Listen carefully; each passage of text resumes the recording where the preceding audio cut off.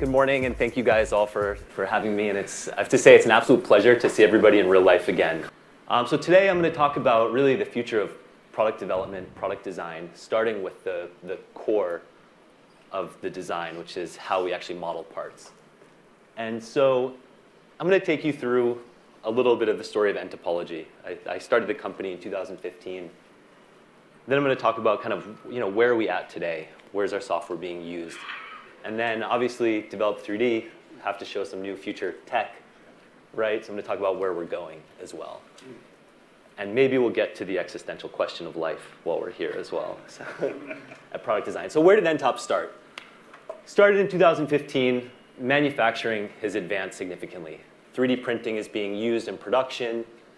And 3D printing, really, to be used in production, you need to take advantage of all of the new complexity and new design space it has to offer. So the thing with 3D printing is it opens up this new design space where you can manufacture parts that are more complex than were before.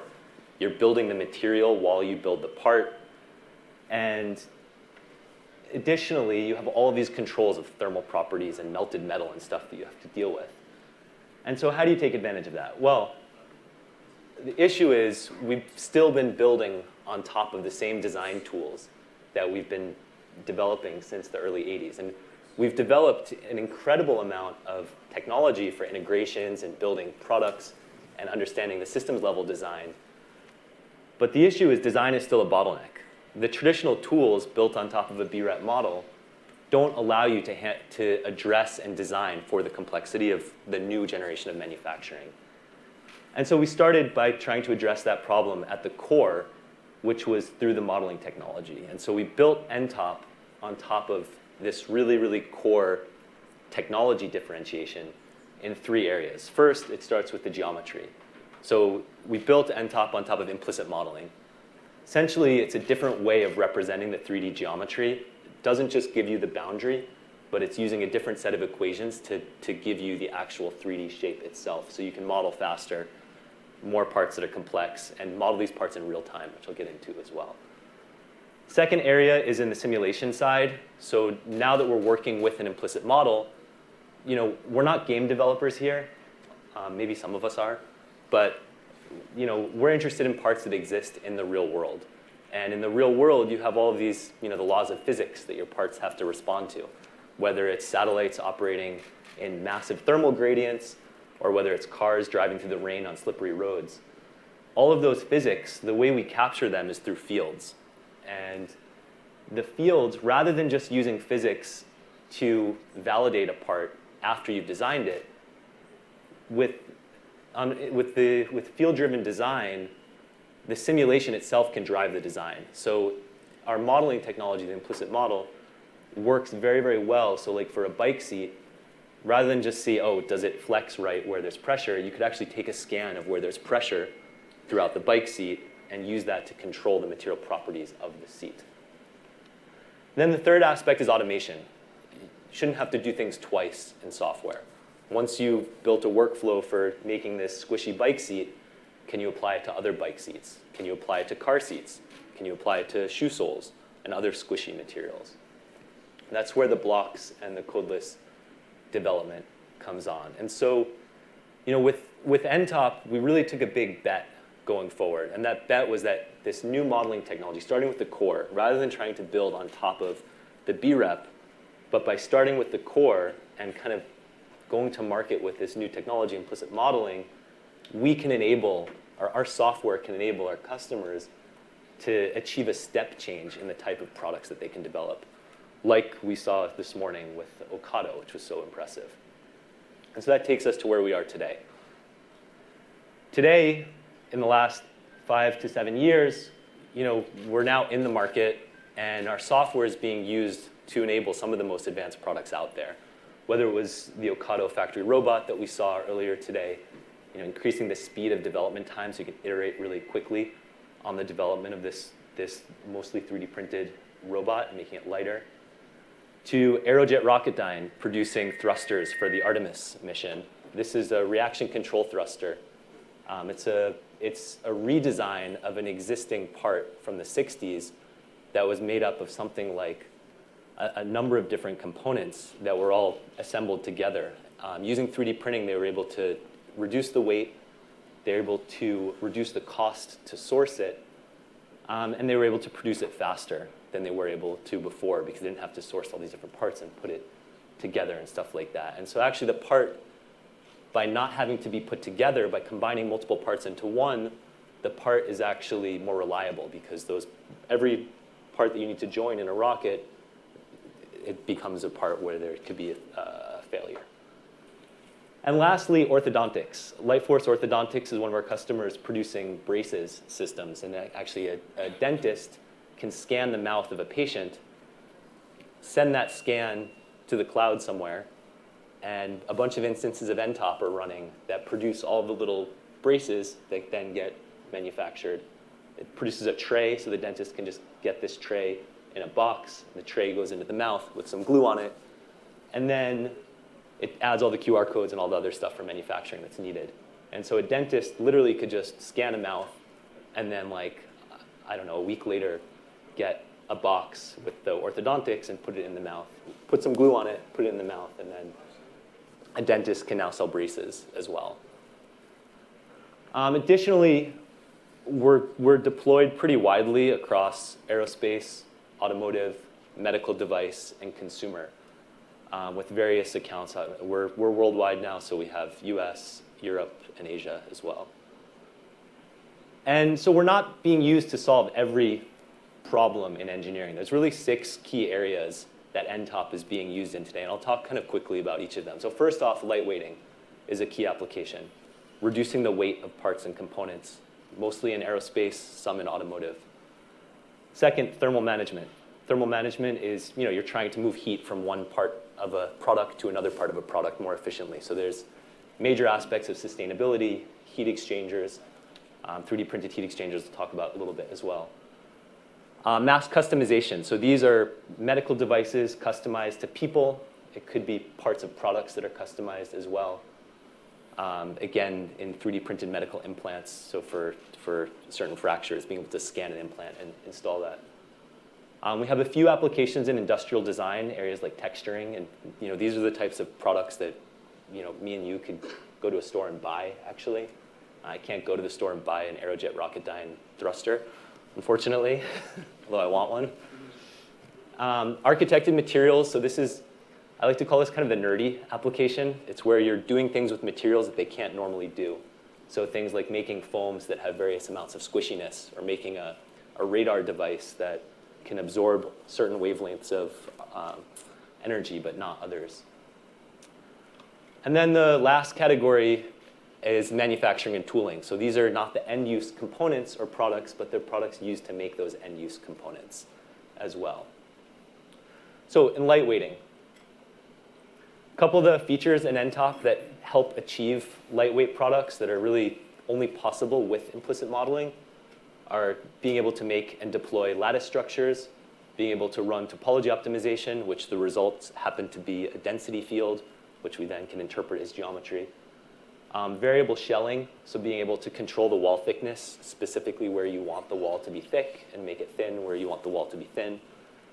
And then shelling and infilling, so being able to both control the shell thickness and the infill type that you have this part. And all of these features can be combined together to produce parts, again, like the Aerojet part that is lower cost, reduce weight, consolidates parts together, et cetera. And you can see the final 3D printed part as well. In the thermal management space, again, some of the things here, the field-driven design is really deployed throughout a heat exchanger. So you have a lot of control when you're producing these parts and components that have multiple domains. When you're dealing with the heat exchanger, you're trying to move fluid or move heat from one fluid to another. And you need to have control over these different domains that are kind of interweaving between one another. This implicit model allows you to basically do that very easily and have control over it. So for example, you could, in nTop, come up with the design of a variable inlet. So you're stretching an inlet in one area so you can control the pressure. You could then take that development that this technique of changing the variable inlet And you could then apply that to an actual manifold that has to move heat from one air to another air. And you could use the field, you could use the simulation results to directly tell you where you need to have more pressure or less pressure so that your manifold becomes more optimized, right? And so this allows you to have a very, very, very high level of control in the specific components and parts of the geometry to achieve the performance that you want. And so for thermal management, it's really having that high level of control that allows you to produce a heat exchanger that can replace the heat exchanger on like a Black Hawk helicopter like this one that the US Air Force built. Mass customization. So again, mostly medical devices and stuff like that. Prosthetics is a really interesting area for mass customization. This is life-enabled.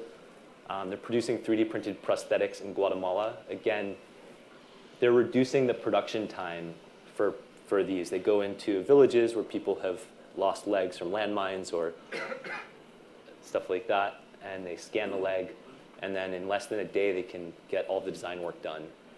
The prosthetic is generated completely automatically, and then it's 3D printed on the HP machine and delivered and fit to this person so they can walk again. And so far, they've deployed 35 of them. Within industrial design applications, primarily texturing, putting holes in things, making materials look really interesting. These textures also have applications outside of industrial design, but in this case, we'll look at that. Here, it's Hylos producing a more comfortable high-heeled shoe that you can wear that's custom fit to the user and deploying a lattice structure in order to be more comfortable in the shoe. A couple of highlights.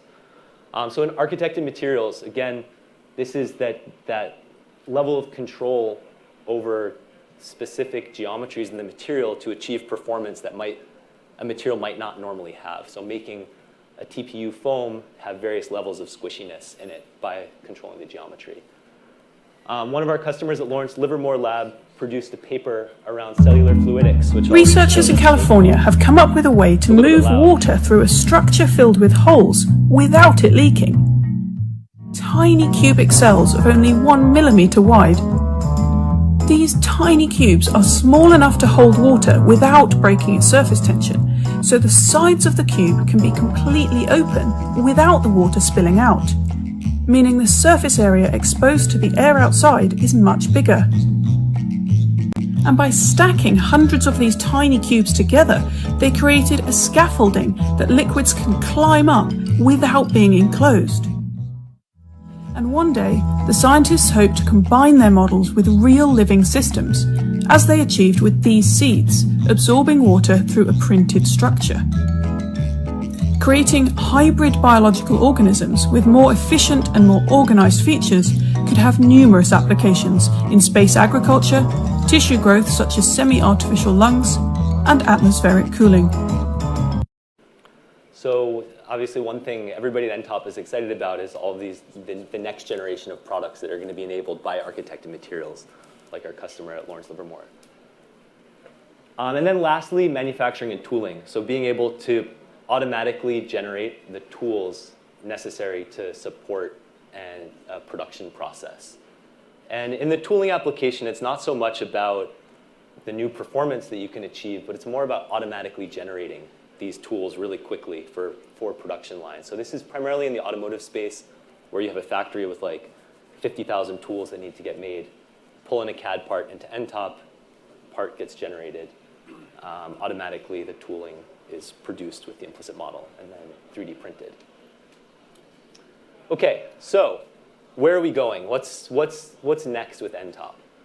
So again, it starts with our users, right? And our users designing products, these products operate at the intersection of geometry, simulation, and automation. And so I'll talk a little bit about some new technologies in geometry, simulation, automation around that. So first off, in geometry, the implicit model, it's all about enabling more interactivity. So being able to, in real time, familiarize yourself with those specific design parameters that affect things like a lattice thickness where it should be structural, or that control the design of something like an airless tire, being able to click on the model in 3D, make changes to that model, and see that model update in real time. So these are all screenshots from the software in real time. Also being able to run the analysis, pull the results from the analysis in real time, and control that geometry. In simulation, so this is where we think some of the most interesting advancements are going to happen. With the implicit model, we've really unbottlenecked the design, but now simulation is still a bottleneck. There's meshing operations that we need to do. We need to bring these parts into CFD tools to understand how fluids flow through them. And so we have a new technology coming along that we're calling field optimization that's in beta testing right now with existing customers. And this really allows us to utilize the simulation fields in a more optimal way and not have to mesh the part completely so we can operate on a background mesh. So it's an expansion of traditional optimization techniques, right? In the 90s, we had parametric optimization, which led to shape optimization, which led to topology optimization, where we can start modeling organic shapes. Now we have field optimization. And so with field optimization enables both shape, topology, and lattice optimization all at the same time in a model, operating on a background mesh that doesn't have to be conformal to the results of the part. And so what this looks like in practice is you start by understanding how design parameters affect a structure. So in nTop, you can create what's called design of experiments. You can collect data on that design of experiments to understand how a material performs based on stresses, strains, and you can measure the responses of that certain material. And that produces a data set that you can then use in a design process inside of nTop. And so that data set could be a lattice that changes from thin ribs to thicker in one axis, one parameter. Another parameter could change the whole diameter in the center here. So it's two parameters. You can then set this up just like topology optimization. You would specify objectives and a constraint and the constraints in the optimization process. And then nTop will run the optimization, and you can synthesize the results as a standard implicit model in nTop that you can then use for other downstream operations in nTop. And so what this looks like as well in the software, we have a problem that's formulated with a periodic infill lattice structure and some shell operation on the outside. There's a density threshold that you can use that's controlling where there's material and where there isn't material. In this case, when the density threshold is low, the lattice can actually warp and come into the design space. Now, if you make the density threshold a little bit higher, for example, it's going to keep the lattice everywhere. And you'll see as you scan through, it's just changing the density in the middle. So now you have lattice everywhere, except you'll see it on the section view in a second, that now that lattice is changing using the same results. And again, this doesn't involve meshing of the lattice itself. It's using what's called homogenized material properties of that lattice and a background grid. So you can still use this. The optimization runs in a matter of minutes rather than hours because you're not having to mesh that entire structure as the optimization works in that case. So other areas where field optimization can be used, shape optimization, so being able to move and warp material around to find the right shape. That could be used, the application that could be in the shell thickness of parts, so you can control the wall thickness of parts. Maybe you have composite layup part and you want to know how many layers of composites. You could discretize the results to have composite layers in a wing. Another application is in foam stiffness optimization. So again, here we can see the design parameter here is the size of the foam, the cellular foam, and the thickness of the foam. And you can see each iteration is converging more to match the pressures that are required for a more comfortable insole of a shoe. And lastly, you could also, when you're warping and moving material around, you can constrain that material geometrically. So we like to talk about 3D printing a lot because it opens up new design problems. This can also be applied for traditional manufacturing to machined panels in this case. And so here, the material field is being constrained around the machining constraints of a swing arm that gets machined, that's grid stiffened. And we can see how that is run as well. One more section in automation. So with automation, obviously, the design space exploration is a new space that our users have already started exploring. We saw that earlier today from Ocado as well. But being able to, again, with those parameters, see how those parameters affect things like the support volume needed to 3D print, the print cost, the weight savings percentage, and how those compare against the maximum displacement or maximum stresses in the part. But lastly, in automation, and maybe most exciting, is what we're calling implicit interop. And so, the background of this actually came from a customer of ours, Siemens Energy. Siemens Energy was like, hey, we want to 3D print the biggest production heat exchanger. And we've designed this. It's about 1 meter in the biggest axis. And they have a special 3D printer that they can print that in. And they're like, look, we can design it in nTop, no problem. But we're trying to get it out through STL, through a mesh, and we literally just can't mesh it. Like, we have a part that's 1 meter with smaller than 1 millimeter unit cell sizes in it. It's impossible to mesh this. And so, yeah, meshing is impossible. Even if meshing was possible, the file size would be like way too big to handle, right? Maybe you go through CLI for slices from nTop. Even then, the CLI file would be too big to handle and too much of a pain. And additionally, slicing takes days on a structure like this, too. So it's a big problem, and we're like, OK, what can we do? We have this beautiful implicit model. The nTop file of this is literally like less than a megabyte.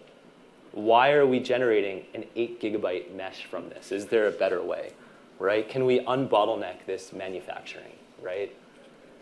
And so traditionally, our approach was, we transfer meshes, we transfer slices, we transfer BREP data, and that's OK, right? We can generate a BREP from an implicit model. We have a nice way of doing that.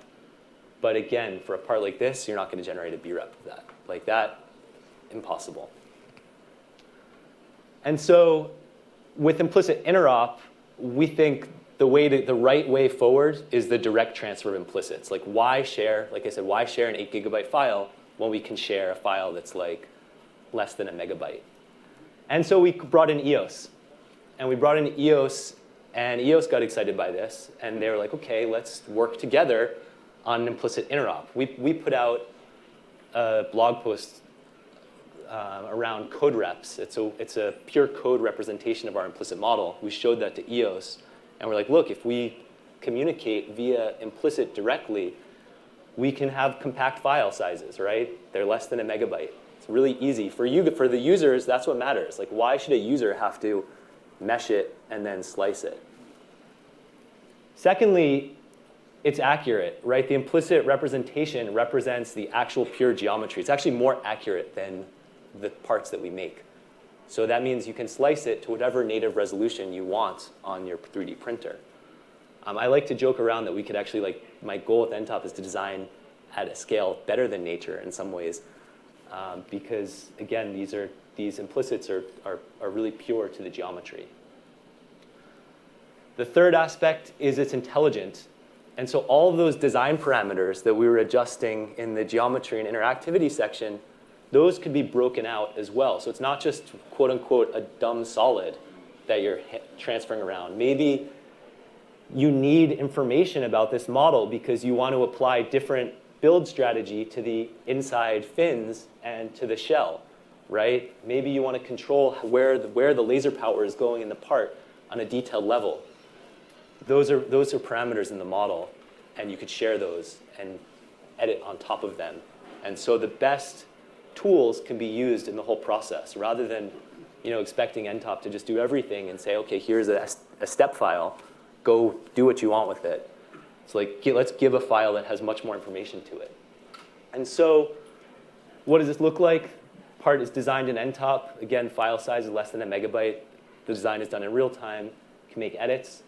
we can now open that file in EOS print directly, and it can be sliced by EOS at maximum accuracy. So this is actually that same part, not as an STL, but as an implicit in EOS print being sliced.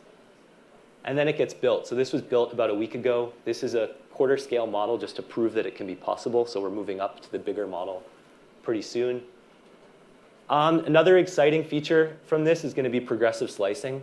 So the slicing can be done in real time by EOS. It doesn't have to be done in nTop or Magix, and then you pass off a big slice file. But the implicit file can be queried and sliced in real time. And so we think this will actually open up even more design space that's possible, where this level of complexity that was currently bottlenecked by files and stuff like that, you shouldn't have to deal with that. We like to talk about not having to work with files. In this case, what we really need is a better data mechanism for representing those parts.